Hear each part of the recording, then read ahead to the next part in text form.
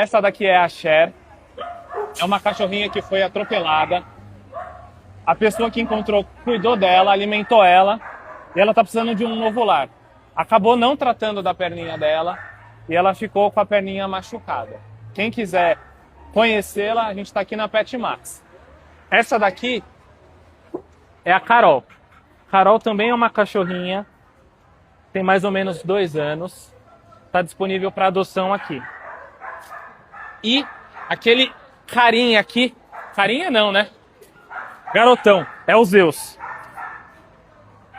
Está disponível para adoção. Ele já é castrado? Já é castrado, vacinado? Já castrado, vacinado, vermifugado, tudo em dia.